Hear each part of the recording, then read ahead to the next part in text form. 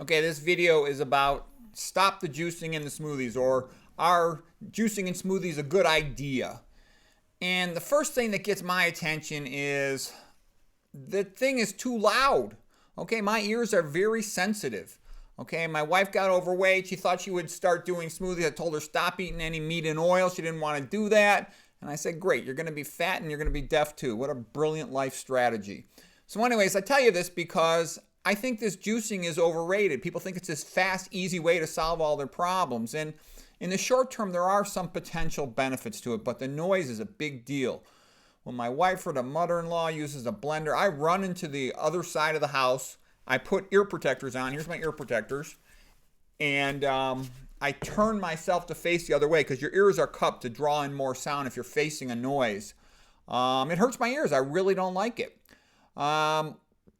Now, I have a friend, a surgeon, who got down the path of Anthony Williams, who recommends celery juice. And I've heard people say it's really good for their acne.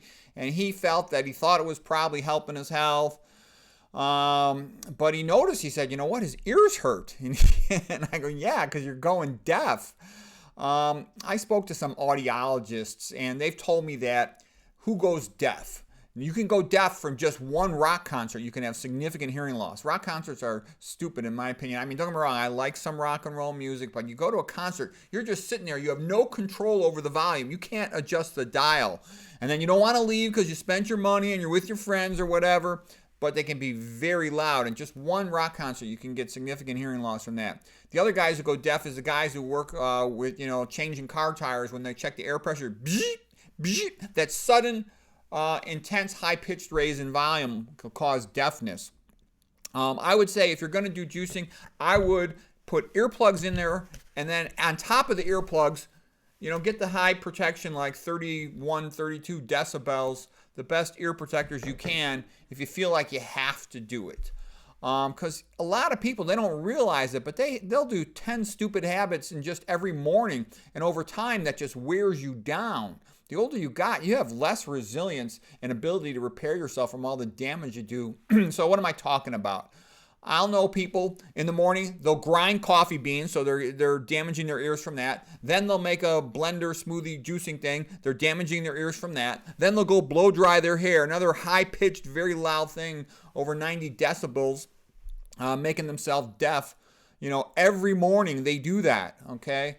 And then a lot of times people might work with industrial machines, similar noise profiles, vacuum cleaners, lawnmowers, airplanes. I knew some friends who were pilots, okay? And I one time went to visit one of them. They're watching one of the fights on TV at night, and they were all like yelling at each other. And I'm like, why do you guys talk so loud? And they go, we're pilots. All pilots are deaf because we work with loud machines. And I'm like, be careful what you choose to do if you're going to be around loud noises all the time.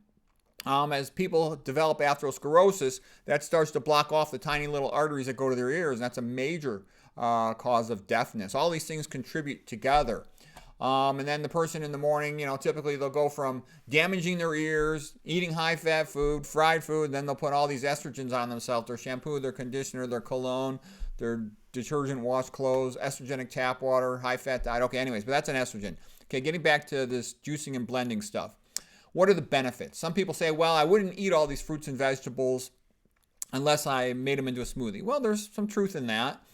Some people say, well, they can make it at night the night before, and then it's available in the morning when they have to rush off to work, and they like it that way. They can sleep in a little later, and it's convenient, and they can bring it to work. There's some pitfalls to that. Some of the nutrients, I don't know the exact time course on which they decay, but some of the antioxidants and other nutrients are degraded quickly in the juice, so you don't get the same effect of just eating the thing. You can make it the night before. Yeah, we talked about that. The big thing is juicing. What's the difference between juicing and smoothies? Juicing removes most of the fiber. Smoothie leaves the fiber in. Smoothies is also called blending. Dr. McDougall is not a fan of it. He says it's not a big deal, but in general he doesn't like it because it causes a spike in blood glucose. Because you remove the fiber, the sugar gets absorbed very quickly, and it can cause rebound hypoglycemia. So Dr. McDougall says he does not serve juices or smoothies at his program when they meet there. Dr. Caldwell Esselstyn, the most famous doctor in the world for reversing atherosclerosis, also does not like juicing and smoothies because he feels that the blood glucose spike from the lack of fiber and the rapid sugar absorption is not good for the endothelium. Now, I'll give the counter argument to that. You listen to some of these athletic competitors like Durian Ryder. He says, the best stimulant you could have for, competitive endurance sport is sugar, okay? The rapid, simple sugars, he says, they give you more energy.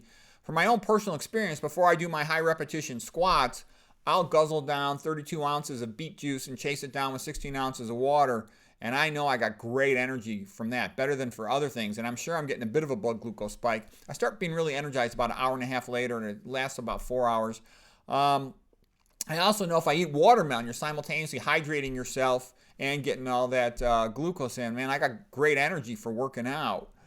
Okay, let's see. A juice is usually like one thing: apple juice, orange juice, and juicing machines specifically often remove much of the fiber. Some of the high-tech ones, you can adjust how much fiber remains in the drink. Smoothie, you get all the pulp in there, so I would think in general that is better.